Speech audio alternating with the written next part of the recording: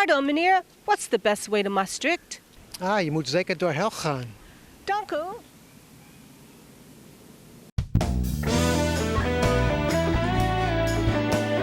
I'm gonna travel the world.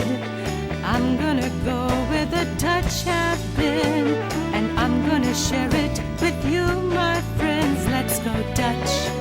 Let's go Dutch. Let's go Dutch. We'll rent bikes and explore a 12th century Romanesque basilica, ride through picturesque neighborhoods, and we'll see the grave of the 1st century patron saint of the city. We'll go to Hell and engage in a little sword play with D'Artagnan. We'll happen upon a street fair and a little munch. So put on your clogs and let's go Dutch. The Netherlands, or Nederland as it's pronounced, has 12 provinces. Maastricht is in the southern part of the country in the Limburg province. It's a 2.5-hour train ride from Amsterdam, or you can fly into Brussels, which is only an hour away by train. Mosae Trajectum. It's the original Latin name from which Maastricht stems. It means bridge over the Maas, and it's what the Romans built around 50 BC. The main square, with its side-by-side churches, is called the Vrijthof. The St. Janskerk, with its red Gothic tower, dates from the 13th century. It was converted to Protestant in 1632. Let's turn to Billy Eric for a little tidbit of history. In the 1500s, Holland was under Spanish rule. The Protestant Reformation had caused religious divide across Western Europe. But while the Calvinist Protestants took over much of the northern provinces, Catholic Spain managed to suppress the spread throughout the south.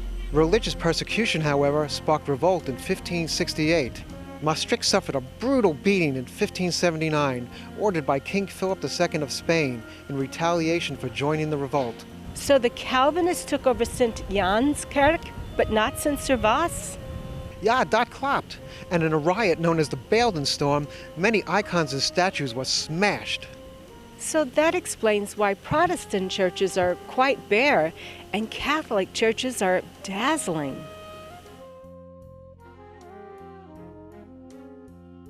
And speaking of Catholic, built in Romanesque Maasland style, this is 11th century St. Servaas Basilique. It's dedicated to the 1st century patron saint of Maastricht, St. Servaas. Servaas was a bishop in Tongeren who was spreading Christianity in the Low Countries. He fled to Maastricht in the year 380, becoming the first bishop of the city.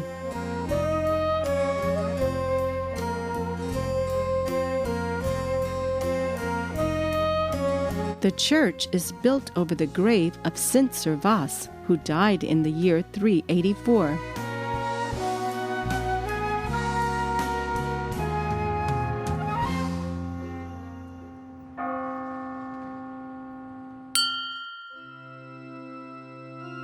This is the Bergportaal.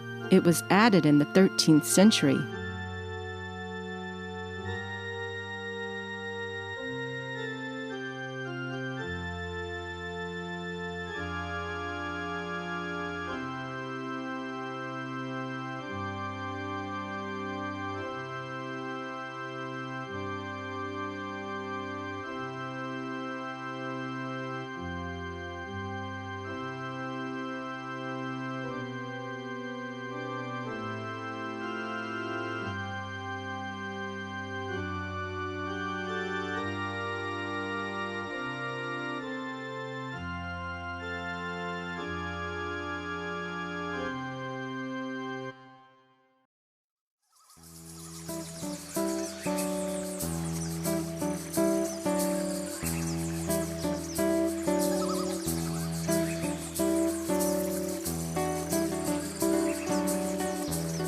Sitting next to St. Servaas and keeping watch over the Vrijthof is the Hoofdwacht. Hoofdwacht translates to head watch, and this was their headquarters.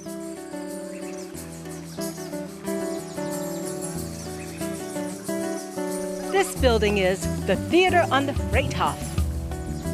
In the 14th century, it was part of the court of the Duke of Brabant.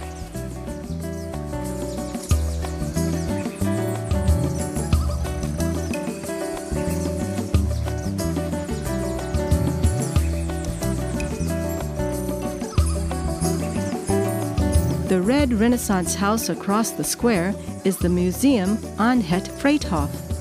In the 1500s, Charles V, Duke of Brabant and later King of Spain, stayed here, and so it became known as the Spanish Government House. We're going to head to the second most important square, Maastricht, the Mark. From here, it's a short ride.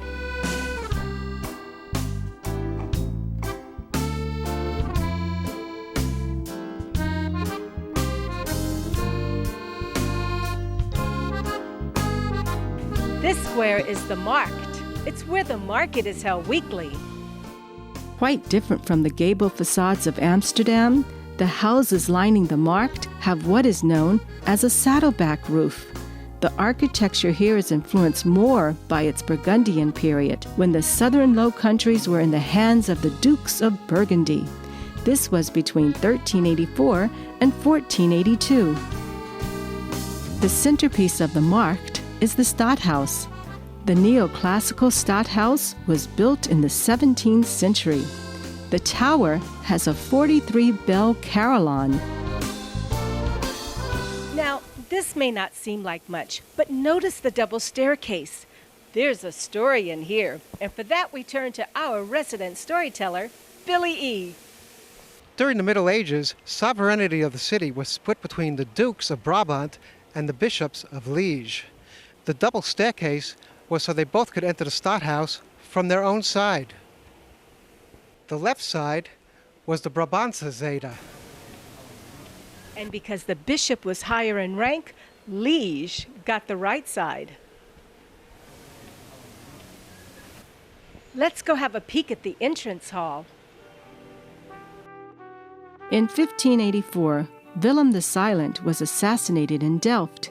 6 months before, he had a son, Frederick Hendrik. Now, although he had 14 half-brothers and sisters, that young fatherless lad could have been quite a smendrick, that Hendrik. But instead grew into quite a stadtholder, adding territory to the growing Dutch Republic. He captured Den Bosch in 1629 and then Maastricht in 1632. From here, we're heading to the Stokstraat-Kwartier and the Jaker-Kwartier. We're in an area called the Stokstraat-Kwartier. The name comes from the jail and stocks that were here. This fortress-looking structure that you see behind me is actually a church. It's the Onze Lieve Vrouw Basiliek, and it means Basilica of Our Dear Lady, and they started building in the 11th century. The Romanesque fortress style was popular in this region back then. Remember, it was the Romans who built the bridge across the Maas and set up shop here. Now from here, we're about to head to a really atmospheric part of Maastricht. This whole section is quite different from the Vrijthof and Mark area.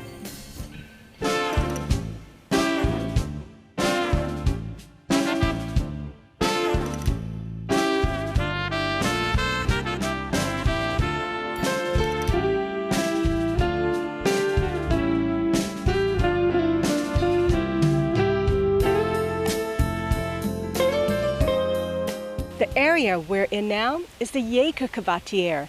It's named for the Jaker River that snakes around the Berg.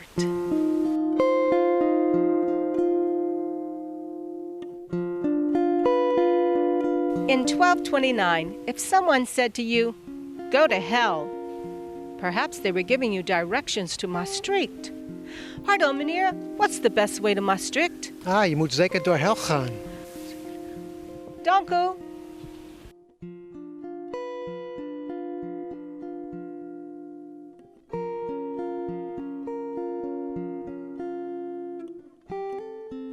This is the Hellpoort, and contrary to popular belief, it is not a gateway to hell. It was, however, part of the original fortifications, and the tower at the end is the Jakertoren. This marked the medieval boundary between Liege and Brabant. Just like the Bridge of Sighs in Venice, the Hellpoort gets its name from its former use as a jail. The Hellpoort houses a small museum devoted to the history of Maastricht's defensive walls. On display are cannonballs and weapons from the time of the French occupation.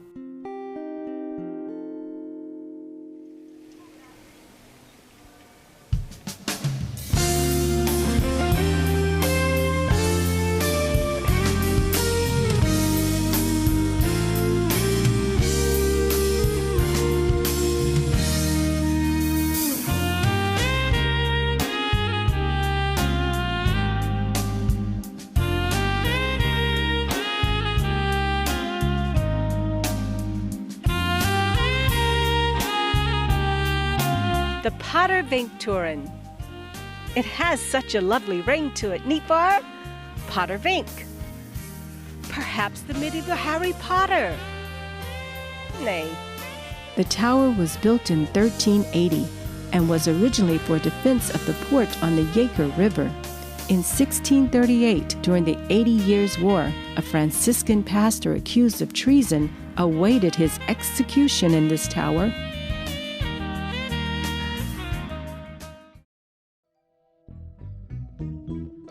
Any witches around here? This is the Hexenstraat, and hex is witch, which of course means this must be the place to go to for a hex.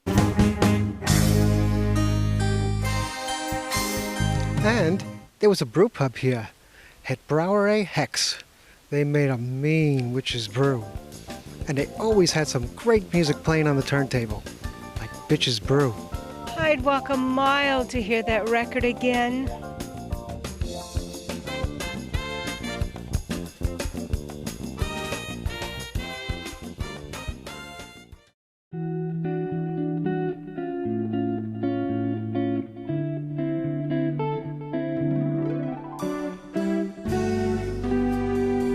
Suppose you were to build a house over the Yaker River.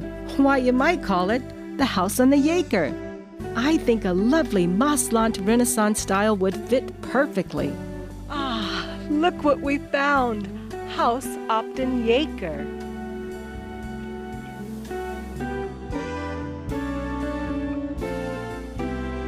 It's just as beautiful as I thought it would be.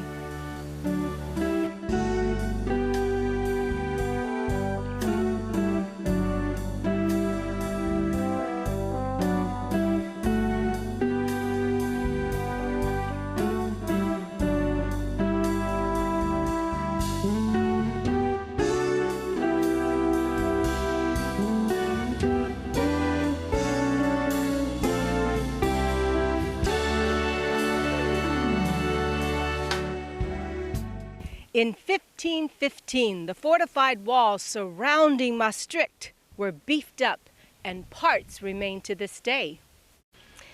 Over there, looking like a huge St. Patty's Day cupcake, that's Hot and Nate, hatred and envy. And his friend over there, that's the Vijf Kapen. It means the 5 heads. Originally, it was the 3 pigeons. But then the 5 heads ate the pigeons. But in 1638, the heads of 5 traders were on display. One of them was Father Vink, of Pottervinktoren fame. The walls were first built in 1229. It was the town folk who built the wall, but it was authorized by the Duke, Henry I. There was a moat outside the city walls. Come, I want to show you something. Notice the street sign. Grote Gracht. Now, groot means big and gracht means canal. But this wasn't the big canal. Instead, it was part of the moat surrounding the city of Maastricht. This wall and the bastions are part of the 3rd defensive wall, built in 1516 when the Dutch were fighting for their independence from Spain.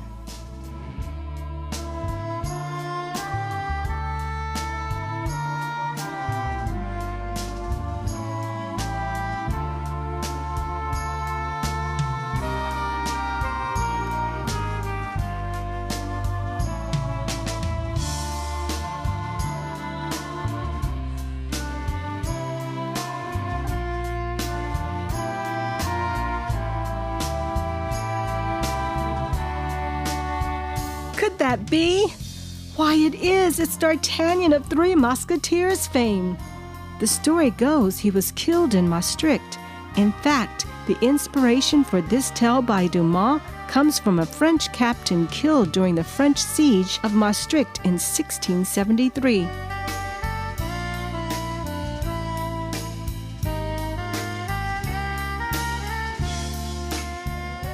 Every city has its fairs and events, especially in the summer months. You never know what you might happen upon. A little dancing, some free fritz, and a verst. Even something to quench your thirst.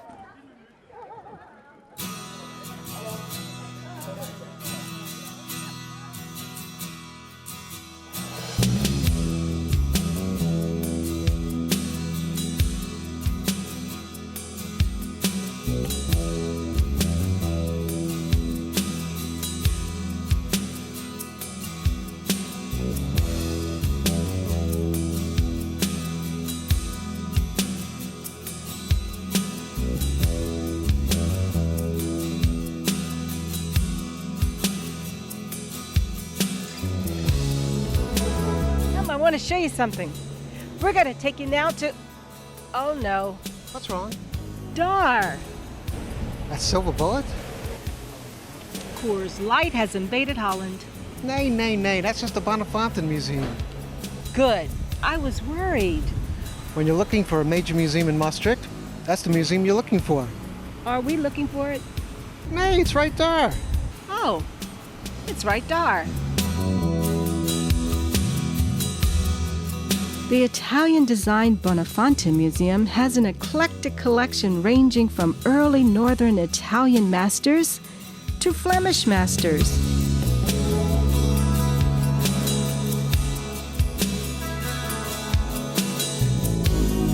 They have a collection of Maasland art stemming from 1250 to 1550.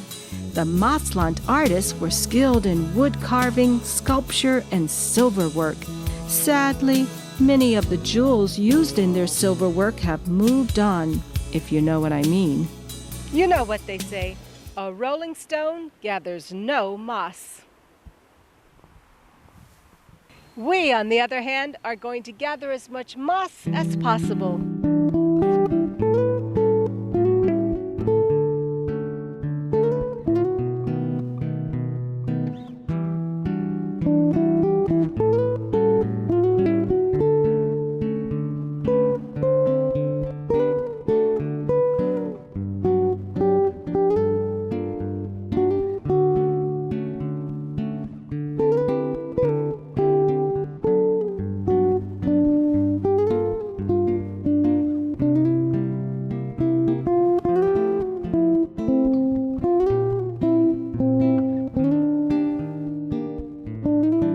This is the Ding House.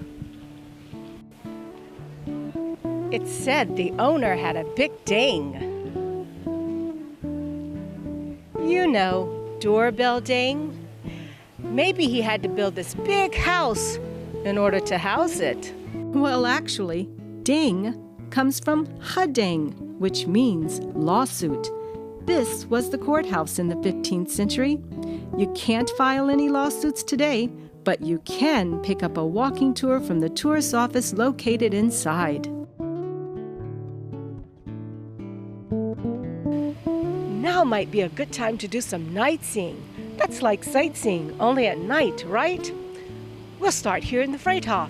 Ready, set, knocked.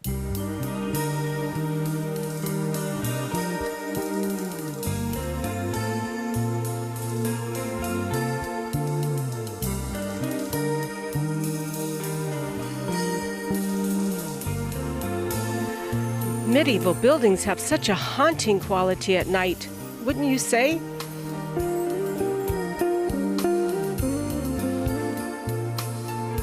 Lining the eastern side of the Freithof is a great assortment of bars and restaurants.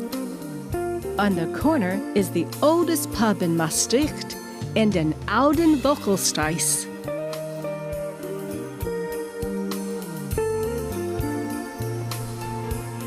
The Stadhouse is just down the street. Let's go check that out.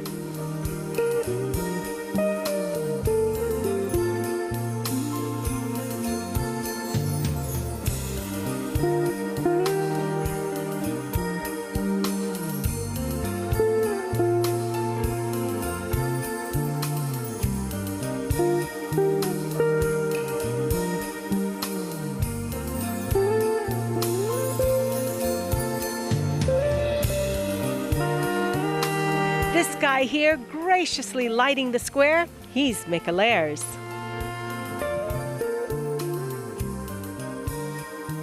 Around 1784, he discovered gaslight.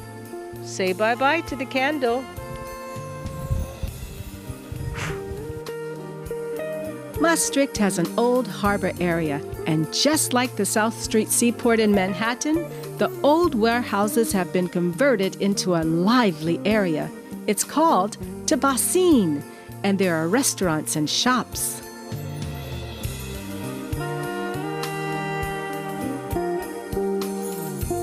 When it comes to eats, I like to go traditional whenever possible. Here in Maastricht, there are a lot of choices for traditional Limburgse eten. A great place and close to the Vrijthof is Pika Potlood. Potlood is Dutch for pencil, so it's a bit of a strange name for a restaurant. To give us some history of the name, we turn to Daniel van Dijk, manager of Pika Potlood.